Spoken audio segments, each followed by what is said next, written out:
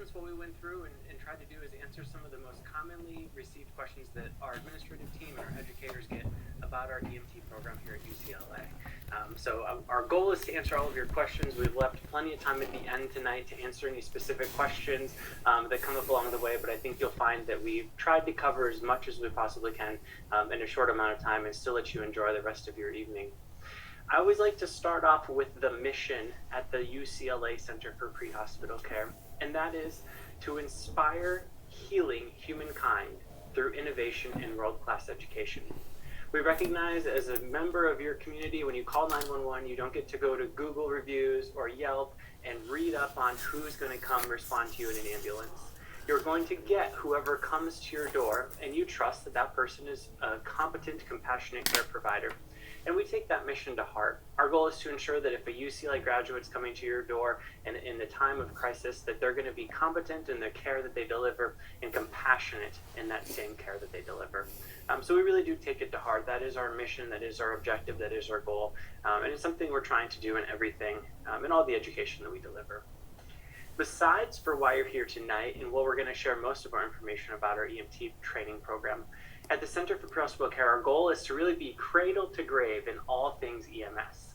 We'll get you first from your CPR training or your basic life support through EMT and paramedic training, maybe a phlebotomy class along the way, and onto continuing education in the field. We do all of those things here at the center. We have a paramedic training program. It's actually the first paramedic training program in the country. We're incredibly proud to have accreditation number 0001. That means we were the first to the starting line. It means we're sort of inspired every day to continue to ensure that we're setting the bar and really create high quality education. We also have an American Heart Association training center here at the Center for Pre-Hospital Care. You probably know this because you've taken or heard of a CPR class. As healthcare providers, we call that basic life support. But we train thousands of people, healthcare providers, in CPR every year here. We also do some of the continuing education courses. ACLS, PALS, are some of the different courses that the nurses, physicians, and healthcare providers at the hospital are taking any given day to renew their certification. We, again, do all of the training for Ronald Reagan and the Santa Monica, all the VUCA hospitals and facilities. We try and provide some continuing education. If you complete the EMT program, become nationally registered, you're going to have to do some continuing education every 2 years in order to renew that EMT license. For lifelong learners, we know that things are continuing to evolve, adapt, and we know that we have to continue providing that education. We do a lot of that. We have a great phlebotomy program. Our phlebotomy team is top-notch. I only say good things about them because if you know a phlebotomist, they're the ones with the needles. They're the ones that get to decide where they're going to poke you and what size needle they're going to use to do so. So we do have a great phlebotomy team, but I always try and be nice to them because they're the ones with the needles. And then our nurse educators provide fire department and police department continuing education for over 25 local EMS, fire, and law enforcement agencies. That may not seem to have a huge impact on what we do on the initial education side, but it's incredibly important. If a policy change is coming into effect or a protocol change is coming into effect or there's new technology that's out in the field, our nurse educators, our initial education staff all get together and find how can we best deliver that content to our initial education students. So when you're an EMT, you don't get out in the field and you're shocked to find that something is new that we didn't teach you about. That's definitely not getting your money's worth. So we work pretty hard together to make sure that we're providing the best education for everybody. And then the pre-hospital research care forum is housed here at the Center for Pre-Hospital Care. And this is the only center of excellence across the country that is designed to conduct, disseminate, and educate the best research practices in EMS. And I think this is incredibly important. When you go to the hospital or to the doctor's office, you sort of expect that the care you're getting is going to be provided at a level that's based on research, that someone has done some analysis to determine that the medication you're getting or the procedure that you're having done is done to the best degree possible to give you the treatment that you're expecting. Well, EMS is sort of new to the healthcare game. We've only been around for 50 years. We're sort of the new player on the block. So we're still doing a lot of research and continuing analysis to make sure that the care that's being provided in the field, in the 911 environment, is the best and is research-based and research-driven. So that's a little bit about who we are. to get a little bit more specific about our EMT program, I would say the most common question we get is, who takes an EMT class at UCLA? I would say we have three cadres of students, and we have some groups of all of these students in every single class that we teach. We have a lot of students who are interested in joining a fire department or an EMS agency as an EMT, working in the back of an ambulance, working in a fire truck, or looking to go to paramedic school. I would say that's a good group of students that we have in our class, because most of these agencies require that you get the training before you join. So before you can apply to work at one of the local agencies, EMS or fire, you have to be certified as an EMT. The second group of students that we see are students that are looking to further their educational career in healthcare. Maybe this means they're a pre-medical student, a pre-PA student, a pre-nursing student, or they're looking to go into one of the other degrees in healthcare and they need to get some clinical experience. They can do that as an EMT. You can do that as an EMT. And we have a great group of students in all of our classes that are doing that as well. We also have a group of students who are usually looking for a new, more rewarding career than what they may have been in, or just looking for a change in life. Something's just not meeting an expectation, and EMS is a great opportunity to be in a career that really does have a sense of reward, helping people, providing care, treatment, helping fix injuries, incredibly rewarding. And so we have a group of students in each one of these groups that come to us and take their EMT class. And again, we have lots of students take the class for lots of reasons, but these would be the top three that we typically see. The next most common question that we typically get is, what is an EMT class going to teach me? What am I going to learn when I'm done? And I would say our big objective is to make sure that you can care for a patient suffering from a medical emergency or traumatic injury. Now, some medical emergencies and traumatic injuries are life-threatening, some very much not. Our goal is to make sure that if you're trained as an EMT, you can recognize those life-threatening conditions and provide stabilizing care for the first 10 minutes. It's usually about how long it's going to take for some advanced life support to get there. This means that we're going to spend a lot of time talking about an assessment. How do you talk to, communicate, and physically assess a patient suffering from a medical emergency or traumatic injury? And then what do you do about it? So that means a lot of what the course is going to cover is practicing a really great assessment and then discussing what are these medical emergencies and these traumatic injuries that are life-threatening, so that when you have completed that detailed assessment, you can come back and ask your patient, or sort of in your head form this clinical impression. What do you think is wrong with the patient? What's your diagnosis of this patient?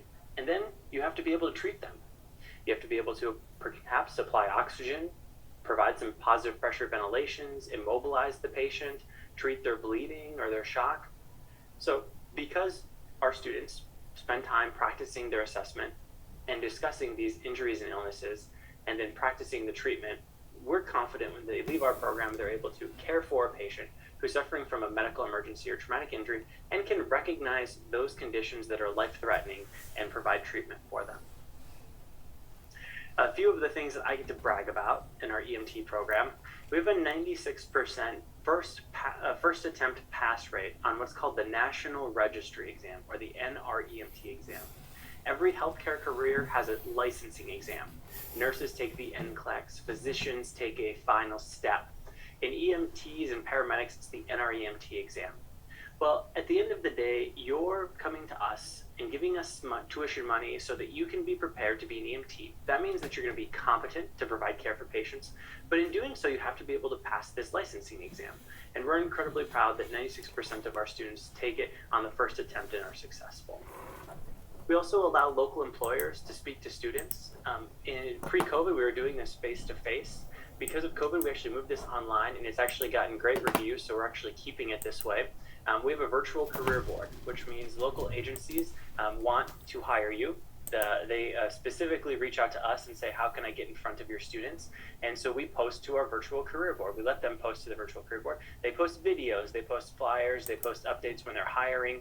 I think we have 30 or 40 local agencies that are posted. We have some national providers that are posted there too, because they want to get their information in front of you, because they recognize that you're a potential candidate to hire, and they wouldn't keep asking us if they didn't think that you were incredibly well prepared to treat patients. And then all of the lecture content that's provided throughout our EMT course is provided by full-time EMS educators. not only were all of these instructors EMS providers at some point in their career. I was a paramedic. I still am a paramedic, I suppose, but I was a paramedic. I have street experience that I bring to the classroom, but also all of our full-time team is trained in educational best practices. We recognize that there's a science behind providing EMS care and a science behind providing great education. And if we don't pair both of those together, there's no way we can ensure that you're going to be successful in the classroom. So we really pair great EMS experience with educational best practices to ensure that we're delivering the content. Maybe that's through a study guide. Maybe that's through activity-based learning in the classroom. Maybe that's through discussions or study grids or podcasts. Our goal is to make sure that we're hitting all types of learners. And then the skills instructors, those folks that are teaching you how to spinally immobilize or control bleeding or treat for shock, are from a diverse background in EMS. We recognize that many EMTs work in the back of an ambulance, but not all EMTs work in the back of the ambulance. In fact, there's a great diversity in what you can do as an EMT. And we try to make sure that our clinical instructors, those folks teaching the skills, are similarly versed in those backgrounds. Many of our instructors are EMTs and they work for local EMS agencies. Several of them work in hospitals as trauma techs or patient care technicians. We have firefighters and paramedics that are on our clinical instructor staff. We have a couple lifeguards. We have students that are in pre-professional programs. In fact, we just lost two of our really great instructors because they got into medical school. Now, I encourage them to delay going to medical school and stay with us to keep teaching. But medical school was just a strong enough pull for them that they wanted to go, that we were very encouraging of them. We were super excited to see them go be successful and be physicians. But they were really great clinical instructors. And so again, our goal is to try and provide a diversity to you in the classroom about all the different things an EMT can do. All of our students have to complete 24 hours of a ride-along experience. That means you're going to go ride in the field with an ambulance, with the preceptor who's an EMT or paramedic. You're going to talk to patients. You're going to provide care. You're going to obtain vital signs. You're going to do all of that alongside them. Typically, our students don't do this in a full 24-hour shift. Typically, it's 2 12-hour shifts or 3 10-hour shifts. But we have contracts with local EMS agencies. We set students up with that once they're cleared to go into the field and do ride-alongs. And then I always want to be open and honest with the cost of the program. The tuition is $15.95. There are some additional required materials. I've got those listed on the other side, and we'll briefly talk through what those are in terms of a textbook for the course. Those are the things I get to brag about. Both of our programs, both of the highlights fit both of our programs. And we have two types of EMT programs. We have an accelerated 4-week program, and that's what we're going to talk about here. And then I'll talk for a few minutes about our hybrid program, which is our online 10-week program. Our accelerated program is a month long. You'll come to class for 4 weeks, and you'll come to class on Mondays and Tuesdays and Thursdays and Fridays. The schedule shown here shows that in the mornings, and consistent with all of our classes, you'll have a lecture in the morning. So from 8 to noon, you'll come in and the instructor will have a lecture. Usually there's some activities in there, so we have some small group discussion and stuff. You won't just sit there and be bored to death with PowerPoints. And then in the afternoon from 1 to 5, there's a nice little lunch break in there. Our students will do skills. So you'll learn from a skills instructor how to do the skills, and then you'll practice how to do those skills on your fellow classmates and colleagues. On Wednesday, you'll see there's no class schedule. Now, I say this is a great time for students to come in and get any tutoring needs or mediation or retake an exam if necessary. I think if you ask the students, they would say that it's a great time to catch up on their sleep and do some studying, because most of the exams fall on Mondays and Thursdays. We design that accordingly, so you have some time on the weekends to study. But I think it's a great time to study. The students, again, probably say it's a great time to sleep. Now, all of this class is conducted in class. So you come to class, you come on site for your lecture and your skills. We supplement with a few things online, study guides for the exams, podcasts, so when you're sitting in traffic, you might have something interesting to listen to. But most of this education is delivered on-site in the classroom. These classes start every month. So we have a class that starts in 2 weeks. That'll be our June accelerated class. We have another one that starts 4 weeks after that. 4 weeks after that, we start another one. It's sort of just a repetition, and we do 12 of them a year, 1 a month. I always put the attendance policy on here because absences for this class can't exceed 8 hours. So you can't miss more than 2 sessions of the class. You certainly wouldn't want to call 911 and have the EMT show up to you that's like, oh, I missed the whole airway section. Sorry, I hope that's not your emergency today. We recognize that we have pretty strict attendance requirements because if you're going to go out into the field, we want to make sure that you're prepared to treat all emergencies of these patients. There's some fun pictures of our EMTs working in the lab and doing some fun skills. The other course that we have is our 10-week hybrid program. Now, this is exactly that. It's hybrid. The lectures are online and the skills are on-site. The lectures occur on Mondays and Wednesdays from 7 to 9 p.m. These are all online, so you can go to Starbucks and attend, you can be in your living room, you can be in your pajamas, there's no camera feature turned on, so you can do whatever, you can attend them wherever you would like. We do require that you attend one lecture per week logged in, so you have to virtually be present. The other lecture, we record all of them, so the other lectures are all recorded, you can catch it. I will say most students typically come to both lectures virtually, but we do require that you come to at least one. And then the skills sections, this is the on-site portion. There's a couple different options for this. So if you want to come to our Westwood location on Tuesdays and Thursdays from 6 p.m. to 10 p.m., that's a great opportunity. Or if Westwood's a little bit of a drive or the evenings just don't work for you, we have skill sections on Saturdays and Sundays, and that's from 8 a.m. until 6 p.m. The wonderful part about the Saturdays and Sundays is they're located in El Segundo, right off of the 405, right next to the federal courthouse. Really easy to get to at 8 a.m. on a Saturday or Sunday morning. Each one of the hybrid courses starts with the new quarter. So we start a class in January, we start another class in April, we start another class in July, and we start another class in October. So they run for 10 weeks, one gets done, we have a couple weeks in between, and then another one begins. Now, I will point out here the attendance policy is on here as well. We want you to make sure that you're gaining the knowledge while you're there, you're in class. You can see here as well the schedule that I've posted. So this walks you through what a week looks like in the hybrid program for the Saturday or Sunday skills option. So you see there it lists Monday, I think January 24th. The lecture is going to be over transport operations, extrication, incident management, and triage.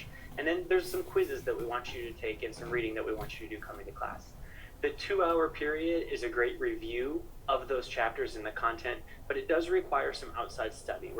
You do have to read some of the chapters in the textbook. You do have to do the activities that we're posting in order to stay up on the content. Simply attending 4 hours of lecture for 10 weeks, not going to prepare you to pass the exams. This class is a hybrid class. It's online. It's going to require some outside work, which is why it's a little bit longer. You can see there then it says that Wednesday, January 26th, because this is just the schedule I copied out, the topic is airway, ventilation, oxygenation, and the respiratory system. So that's what they're going to cover in class that evening. And then again, there's a couple assignments that you have to do ahead of time that you'll get points for. And then when you come to class on Sunday, the skills are listed there. So they're going to cover pediatric and infant basic life support, medication administration, vital signs, and finger stick blood glucose in the morning. So that's a little bit of a breakdown of what the Sunday class looks like. Here's a bit of a breakdown of what the Tuesday, Thursday class looks like. And again, when you enroll for the hybrid program, you'll see that there's a couple options. We do require that you pick your skills option when you enroll in the class. So you couldn't attend lecture, come to Sunday, and then next week come to Tuesday, Thursday, and then the week after that come to Saturday. When you enroll in the class, you'll see it designates which skills option are you enrolling into. If you're enrolling in the Tuesday, Thursday skills option, you have to come every Tuesday, Thursday for skills. If you're enrolling in the Sunday option, you have to come every Sunday. You can't pick and choose which one you want. You have to come to the consistent one. You pick which one you want at the beginning, and then you're sort of in that class for the course. So it just shows here again, Monday, same lecture, transport operations, extrication, incident management, and triage. They have an exam that opens, there's a whole week to take it. And then there's skills on Tuesday, and you see those listed there. And then Wednesday is the lecture, airway, ventilation, oxygenation, and the respiratory system. And then the skills rotations on that Thursday are things like lifting and moving, the secondary assessment, adult basic life support, and oxygen administration. So that's what our hybrid class looks like. One of the most common questions we get is, well, which one should I take? And my best advice is take the one that fits in your schedule. If you're available for an entire month and you have very limited commitments outside of anything else that month, then the EMT class is the accelerated class is a great option for you. I wouldn't take the accelerated class if you're like, oh, I have to work on Wednesdays or Saturdays or Sundays. This is an accelerated class for a reason. You really have to be committed to the class for the 4 weeks. If you're like, oh, I'm going to take a long weekend and go to Palm Springs or go to Mammoth, I would say you're going to get behind. To be upfront and honest, you need to commit yourself to the class for the 4 weeks. If you don't have a 4-week period where you can commit to the EMT class, then the EMT hybrid class is a great option. It provides you, again, the lectures in the evening, skills options on the weekend or the evening. So if you're a working professional or if you're taking classes during the week, the hybrid class is a great option. You'll see on Tuesday, Thursday, we have a lot of students come in from UCLA and other surrounding campuses. Some of them just walk on down, which is great. They ride their scooters. We sort of have a conglomeration of scooters out front during class where the students just sort of come down, do their skills, and then return to the dorms. So those are the options. Again, pick the class that fits your schedule best. And then there are some prerequisites to every EMT class, and these are fairly consistent to an EMT class that you would take here or anywhere else, fairly generic to taking a healthcare provider course, because most of these are medical prerequisites. I do note that you have to be 18 years of age. You have to have turned 18 by the first day of class. This isn't Michael's requirement or the UCLA requirement. In fact, it's the Los Angeles County requirement. You can't take an EMT class until you're 18 years old, so we just follow the rules and say that's what you have to do. You do not need to be a UCLA student to take the UCLA EMT course, and we don't require a social security number upon a registration, so we oftentimes hear from international students who don't have that information. You're still welcome to take the EMT course here at UCLA. The first requirement of the EMT class is basic life support.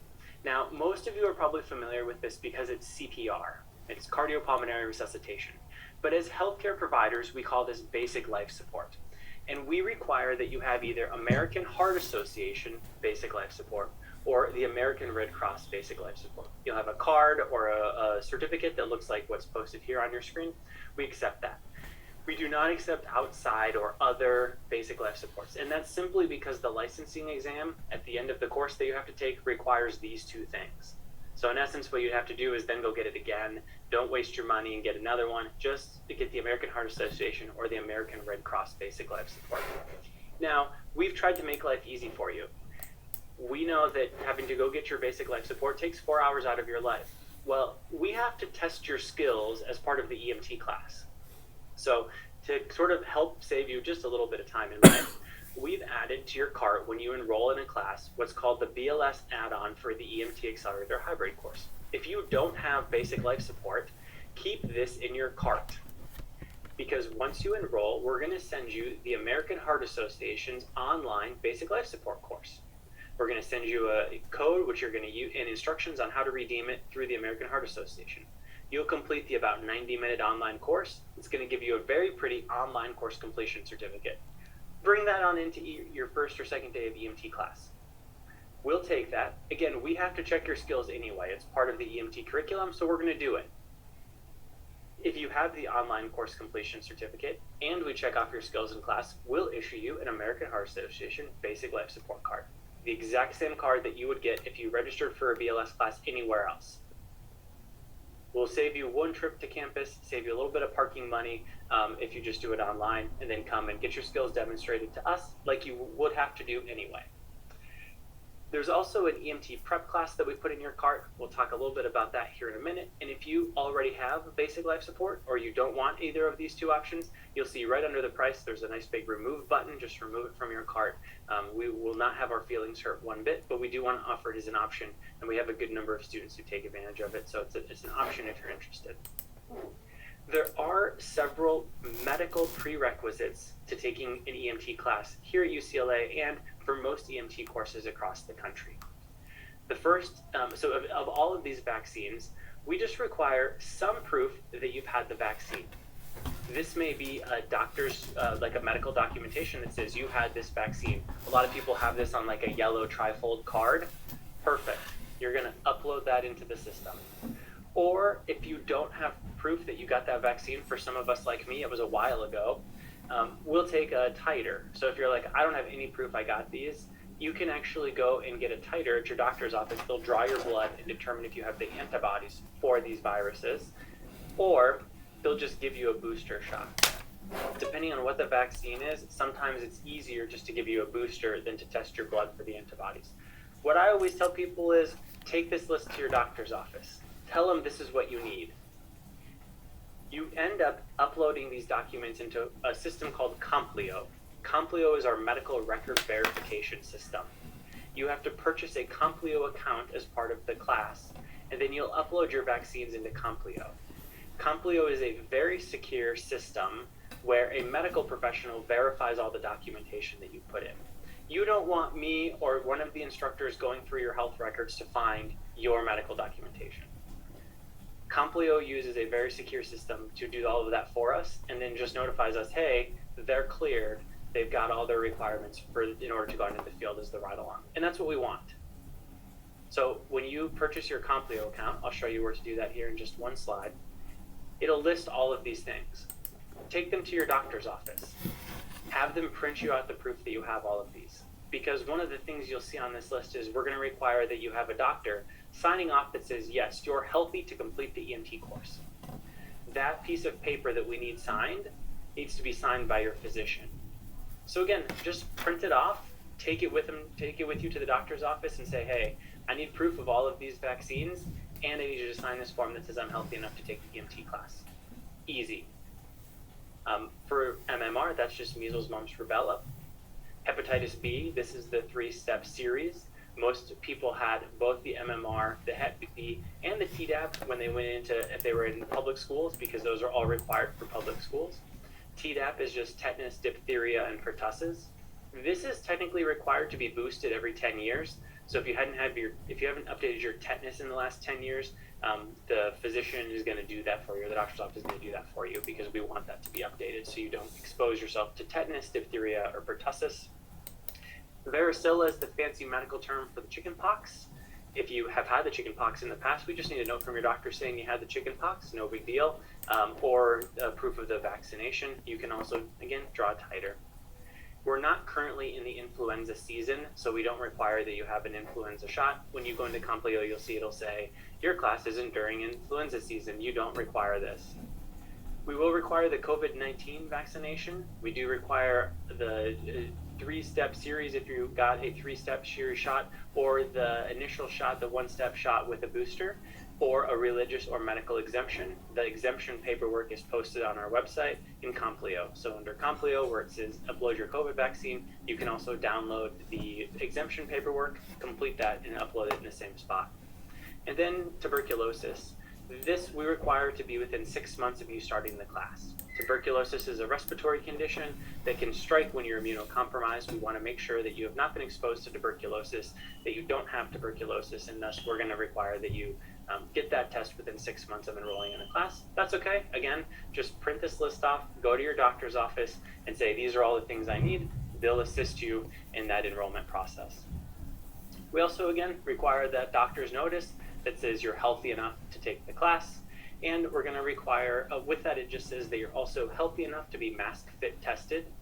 In order to wear an N95 mask in the healthcare setting, you should be tested for that mask. We'll put it on your face, make sure it makes a good seal through a process that we'll do in class, and then send you out into the field with that N95 mask. It's a process called mask fit testing. We'll take care of the test. All you have to do is have the doctor sign next to the box that says, yes, you're cleared to be mask fit tested. Again, we'll take care of it. We just need you to have the documentation signed. And then we do require healthcare coverage. This is if you were to be injured in class or in the field, we want to make sure that you have some sort of insurance coverage, whether this is private, state, or federal, or local. We just need to know that you have some healthcare coverage. Any of that can be uploaded into Complio. Now, many people ask, does this need to be uploaded for the first day of class? It does not. We want this to be uploaded as soon as you get it all done, or uploaded as you go. It has to be done in order for us to send you into ride-alongs. So if you don't have it all done on the first day of class, that's okay, but we will not clear you to go out into the field to complete your ride-along portion until it's done. So you do have to complete it prior to going out into the field. That means you want to have made good forward progress on it before you show up on the first day, but not everything has to be done yet. There are some required materials, just like any other college level class. There's a textbook that's associated with the class. If you're on our website, I literally copied the website page into this slide. You'll see at the bottom, because I wanted to focus on this bottom blue link that says purchase EMT course materials. If you click that link, Thank you, Rashad, who shared the same link in the chat if you want to see it. If you click the link at the bottom, it'll load the purchase of the materials. You're purchasing a Complio account. You're purchasing the online edition of the textbook for $194. And you're purchasing a FISDAP account for $94. The textbook, the online version of it, gives you all the access to the textbook. You get every chapter, you get all the quiz questions, as well as all the information that we've uploaded. We've uploaded things like study guides, podcasts, exam reviews, all kinds of stuff that we think are incredibly helpful for you as an EMT student. And then the FISDAP account is where we take our exams and how we track our skills in the skills labs. So before the first day of class, you want to have purchased all of these three things. Don't show up on the first day of class and not have purchased them, because we're going to make you purchase them right there in order to complete the class. And then the last of the things that we're going to talk about in terms of prerequisites for the course is the EMT prep class. Now, this is optional. We don't require you to complete this course, but what we recognize is that many students come into the class with some anxiety about how quickly the class will go. And I think that's sort of well-founded in a lot of the time, especially for folks who don't have a lot of experience with medical terminology or anatomy and physiology. And that's in essence how we designed our EMT prep class. If you don't have any experience with medical terminology, it can come pretty quickly and it can sound like a foreign language. Thus, we have this prep class. It's $195 and it's designed similar to our hybrid class. It's 2 hours of lecture for 4 weeks. So each week on Tuesday, you'll log into Zoom. The instructor is Robin, she's fabulous. And she delivers a little bit of an overview of medical terminology, anatomy and physiology for 4 weeks. There's a bunch of online resources. So if you're struggling with blood flow through the heart or how the muscles work, the online class provides you all kinds of free resources to try and get all of that information. Again, we try to make this class as easy and accessible as possible. It's $195. There's no textbook. All the course material is posted online. It's all free. It's all through a Google Classroom forum. Our goal is to make this accessible and easy to use so that it sets you up for success in the EMT class. The anatomy and physiology and medical terminology will come at you fast in the EMT class. If you don't have a lot of experience with it, this prep class is great. You'll notice when you enroll in the EMT class, we've put a prep class that happens the 4 weeks right before your EMT class starts in your cart for you. So we've found the EMT prep class for you that's the closest to the start date of your class. And then you can enroll in it. Again, if you don't want it, if you've had high school medical terminology or anatomy and physiology or college level anatomy and physiology or medical terminology, I wouldn't take the prep class. Save yourself the $200. I think your level of education will be fine for the EMT class. The prep class is designed to sort of bring you up to the level of what you'll need for the EMT class. So great option if you're interested in it or you have some anxiety, but also not something that necessarily is necessary for everybody and not required, so it's optional. A couple other logistical items that are important for the EMT class. If you ever received academic accommodations, like extended time on an exam or a quiet room for testing, we actually have a similar process here at UCLA to allow for those academic accommodations as well. If you've ever received those academic accommodations in the past, you can email Darlene Kareem. She manages this process for us at her email address found there, or contact her by phone. She manages this all for you, and if you are someone who's had academic accommodations in the past, she's just going to have you submit your paperwork. We submit that to the Office of Accommodations at UCLA. They review it and then get us an accommodation. I tell people, if you do want academic accommodations and you've received them in the past, please submit this paperwork at the time of enrollment. It takes us a few days to get that paperwork turned around and then to implement the accommodation. So if you wait until your first exam to turn in the paperwork, there's no guarantee that you'll get the academic accommodation in time. And we can't provide the academic accommodation until we've been approved to do so, which again takes a few days. So we can't retroactively allow that, and we don't make up an exam. So you have to have that accommodation in place if you want to use it. We also have a payment plan option. So if students are interested in the 3-month payment plan option, the amounts and the course fees are listed here. Again, if you're interested in the payment plan option, it's a great opportunity. It gives you 3 months to pay the tuition for the course. Do recognize if you're interested in the payment plan option, your course just needs to start in at least 3 months from the day you enroll. It's a 3-month payment plan. So if you want in a class that starts a month from now, you don't have 3 months to make those payments. So you just have to start in a class that's at least 3 months from now. Most of our classes right now are full for the next couple months. So for most classes, this is still an option, but just recognize when you're looking at a class, if you want to use the payment plan, you need to have 3 months in there. And then you can call our office to enroll in the payment plan option. The number and the email address are at the bottom of the screen here. Again, any one of the people that answers our phone is on our administrative team, and they can answer all of the questions for you on the payment plan option and get you enrolled.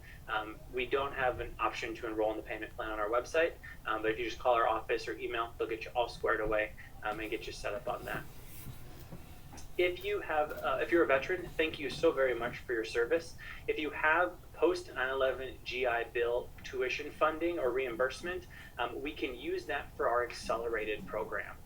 So if you're interested in using that, give Darlene an email. Again, her information is at the top of the screen there, or give her a call, and she'll talk you through the process on that. Darlene manages all of the Veterans Affairs students. I'm thrilled to have you in the class. We can take GI funds for the accelerated class.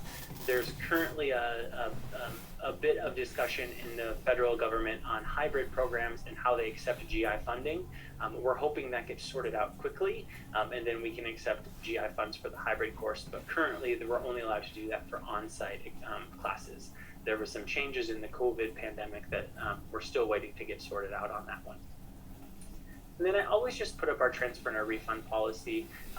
We're sort of constantly in a battle of our classes fill up really quickly. But I don't want that to be a reason to scare someone into taking a class. Like, oh, it's gonna fill up, so I gotta enroll in it today. Take some time, evaluate if the schedule of the EMT class you're interested in fits your schedule. If it does, then go ahead and enroll. Because if you enroll in a class and then the class starts and you realize that, oh shoot, I have a wedding, I'm going to be out of town, or my family's taking a vacation, and you miss more than the attendance policy, unfortunately, you become ineligible for the course and you won't get a course completion certificate. If you recognize that you can't attend the class more than 2 weeks before it starts, then you can follow up with our administrative team at the email address on the screen, and they'll work with you to transfer you or give you a refund to a future class. But after that 14 days before the class starts, we are assuming you are a student, and we're going to have you in class. So that seat is yours. And we're going to start emailing you. We're going to start talking to you about your class. You're going to have orientation for your class. It's online. We'll get you all that information, but we're sort of committed to you at that point in time. So it's really quite difficult to get a refund or a transfer after the class is started or within 2 weeks of your class starting. So if you're interested in a class, sign up, but make sure it's a class that works for you in your schedule. Before I wrap up, I always like to brag a little bit on the EMT team. This is an incredibly amazing group of people. I myself joined the UCLA staff 4 years ago. I'm from the state of Iowa, where I was a firefighter and paramedic and educator and did almost the exact same thing, just at the University of Iowa. We were the Hawkeyes, so I'm a big Hawkeye fan. And now I've got to work with this great group of people for the last 4 years. Lena Walters is the primary lecturer for the hybrid program. So if you're thinking about taking the online course, Lena is the instructor for that. And you'll hear Lena on Mondays and Wednesdays in the evening. M. Sear is actually then the program faculty for the hybrid course. M takes care of all of the labs, coordinating the labs, sending you your weekly update emails, what's going on with the class, what you should be doing to study. All of that stuff comes from M. So you'll see both Lena and M on a pretty regular basis. Ryan Oki manages our accelerated class. So if you're taking the 4-week class, he'll be the one that'll be in some of your lectures, managing your skills labs. I'll be joining you in some of the lectures as well, delivering some of the content. You see Mark Malonzo, he's one of our other faculty members. He's currently working on a grant project for the County of Los Angeles We were fortunate enough to receive a 3-year grant funding project where we're providing continuing education for the nearly 10,000 EMTs and paramedics in Los Angeles County through some online education. We're incredibly proud of that. And then the gentleman who's been feverishly typing in the chat is Rashad Jackson. He's our EMT lead admin specialist. So if you call our office and have EMT questions, he's likely the one you're going to get to talk to. He responds to more emails a day than anyone I know, and his typing skills are top notch. So him and I always walk by his office and he's on the phone or emailing back and forth with prospective students or current students. So he's the one that manages all of that. If you have questions and you call the office, you'll likely get to talk to Rashad. And he's the one that's been typing away in the chat box. Wrong way. We always get some questions on COVID, so I've just added it into the talking points here. Safety is obviously our top priority. You're taking a class so you can go out and help your community. In doing so, we should ensure that you are safe in doing so. We've been working diligently since the pandemic. We shut down for about 2 months, but then worked very closely with our dean's office and the School of Medicine at UCLA to ensure that we could deliver the class in a very safe but effective manner. The middle of a pandemic is not the time to stop producing healthcare providers. We needed every healthcare provider we had, and we still need those people that are out there helping vaccinate, helping to test, and helping to provide healthcare for the community. So we've ensured that safety is our priority, and in doing so require that there's the vaccine is a requirement for the class or a medical or exemption. You will take the same UCLA daily symptom tracker that all of our healthcare providers at the hospital and all of the medical students and faculty take, the same symptom tracker that all of us take as well each day you're on campus. It's just 5 simple questions to make sure that you're not suffering from symptoms of COVID. You'll take that, it'll give you a little certificate, say you're cleared to come to class. And then our mannequins and our equipment has never looked cleaner. So we have implemented some additional cleaning procedures just to ensure that everything gets wiped down with some antiviral cleaner, and it makes everything shine. So I really like that, and I'm hopeful that we'll keep doing that. But again, just to ensure that you're safe while you're in class. I have a feeling there's a few people in here tonight who are already enrolled or are interested in enrolling in some of our future classes. So I looked just a few minutes ago before we started tonight. If you are enrolled in the class that starts in 2 weeks, the June Accelerated class, you should check your email because you have orientation tomorrow. And you've received a couple email reminders about that orientation tomorrow. You'll join Ryan and myself virtually for just a little bit of a course overview, things to expect, what you should be doing over the next week and a half. If you are interested in a July or August Accelerated class, unfortunately those classes are full, and the waitlist for those classes is full. We recognize that once a student enrolls in our class, we don't lose very many students up until the class starts. So there might be 1 or 2 students that have something come up and they have to unenroll in the class before it starts. We have a very small waitlist that we'll reach out to and say, hey, this class is open. You'll know if you're on the waitlist because on our website, if the class is open, it'll say enroll. If the class is full, it'll say join the waitlist. And then you can join the waitlist, and we'll email you when there's a spot open for the course. We specifically keep a very small waitlist because, again, we recognize that most students don't unenroll from the class, and thus we're sort of giving this false sense of hope to students who are interested in the class. We'd rather you just enroll in a class that's already posted to the website. If you're interested in our accelerated courses after August, so I should have changed that, our September course, our October course are posted to our website, and we'll be working diligently to get the rest of our courses up here towards the end of the summer. So we do have our August and our September courses available on the website.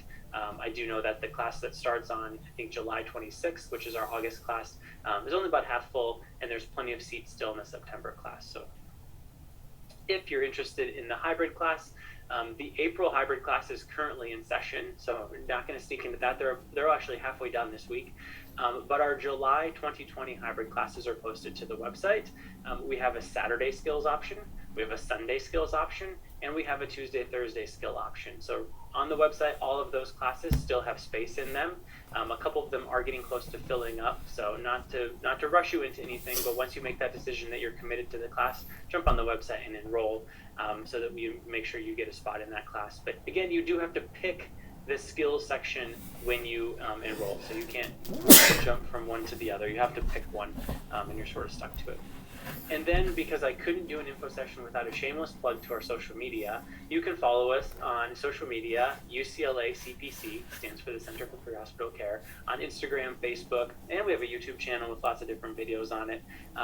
I thought this was the best way to sort of advertise our social media. We have a student here, so we posted a picture of some students doing some great jobs in the skills labs, and then another student posted, "Good luck to them. I took the same MAG started class 5 years ago and am now a nursing student." And I thought that just summed up the camaraderie so much. You will bond with the class that you take. Your EMT class will be a bond. You will talk to these people. You will learn with these people. You will sweat with these people. You will really bond with your EMT class. I actually still have friends from my EMT class, and that was all the way back in 2005. So there's a lot of bonding that goes on in the classroom and a lot of camaraderie that's built. So if you want to follow us on social media, you can, but just a little plug for that. And then here's all of our contact information. If you have any questions, Rashad and I are going to be